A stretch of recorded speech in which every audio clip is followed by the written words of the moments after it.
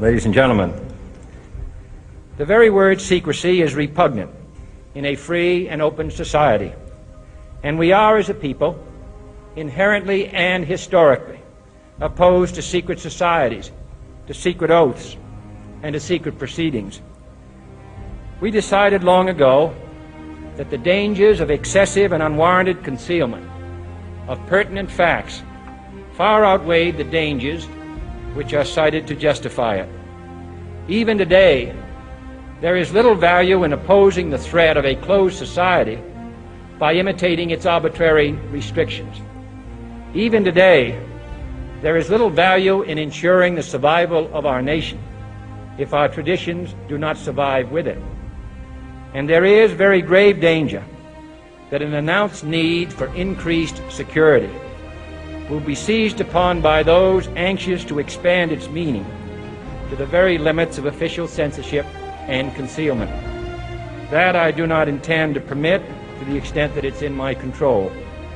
And no official of my administration, whether his rank is high or low, civilian or military, should interpret my words here tonight as an excuse to censor the news, to stifle dissent, to cover up our mistakes, or to withhold from the press and the public the facts they deserve to know.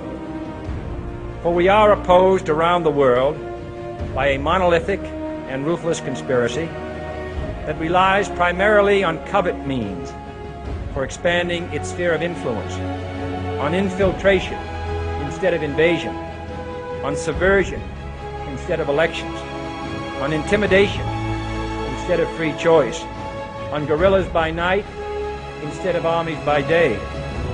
It is a system which has conscripted vast human and material resources into the building of a tightly knit, highly efficient machine that combines military, diplomatic, intelligence, economic, scientific, and political operations. Its preparations are concealed, not published. Its mistakes are buried, not headlined. Its dissenters are silenced, not praised. No expenditure is questioned, no rumor is printed, no secret is revealed.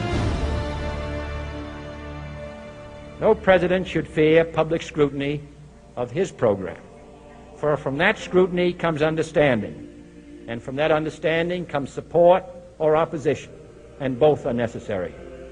I am not asking your newspapers to support an administration, but I am asking your help in the tremendous task of informing and alerting the American people. For I have complete confidence in the response and dedication of our citizens whenever they are fully informed.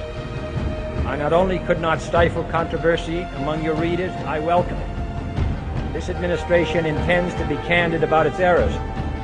For as a wise man once said, an error doesn't become a mistake until you refuse to correct it. We intend to accept full responsibility for our errors, and we expect you to point them out when we miss them. Without debate, without criticism, no administration and no country can succeed, and no republic can survive. That is why the Athenian lawmaker Solon decreed it a crime for any citizen to shrink from controversy.